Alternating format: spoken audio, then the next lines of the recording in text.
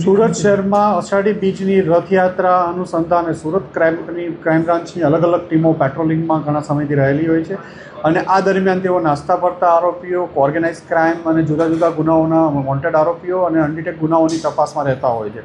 આ દરમિયાન ગઈકાલે ક્રાઇમ બ્રાન્ચના પોલીસ ઇન્સ્પેક્ટર જે.જી. પટેલ અને પીઆઈ જે.એન. ગોસ્વામીની ટીમને એક ઇન્ફોર્મેશન મળી હતી કે જે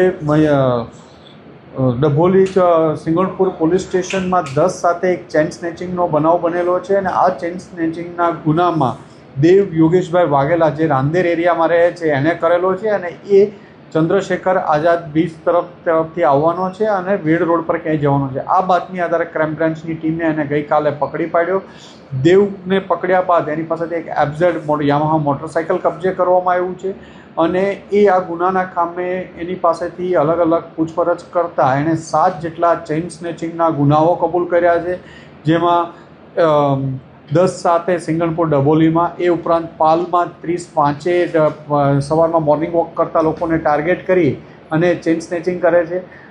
એ સિવાય ઉમરા પાલ બ્રિજ તરફ ઉમરા તરફ 2 બનાવો છે, જેમાં એક ચેઇન પડી જતાં મૂકીને ભાગી ગયેલો હતો.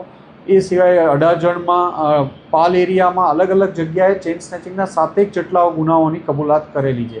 એની પાસેથી 4.5 લાખ જેટલાનો મુદ્દામાલ કબજે કરવામાં આવ્યો છે. એની પાસેથી એફઝેડ મોટરસાઇકલ જે 1.5 લાખનું મળી કુલ 5.5 લાખથી વધુની કિંમતનો મુદ્દામાલ કબજે કરવામાં આવ્યો છે. દેવ 19 વર્ષનો છે. એણે ભણવાનું છોડીને ઘણા સમયથી છેલ્લા 6-1 માસથી આ ચોરીને લતે ચેઇન સ્નેચિંગની લત ઉપર ચડી ગયેલો હતો અને દેવ વિરુદ્ધ અગાઉ પણ 135 મુજબનો ગુનો પણ દાખલ થયેલો છે. હાલમાં એને પકડીને એની વધુ પૂછપરછ ચાલી રહી છે કે એને કોઈ ગંભીર ગુનાઓમાં કે બીજા કોઈ સવાલોમાં સંડોવાયેલો છે કે કેમ.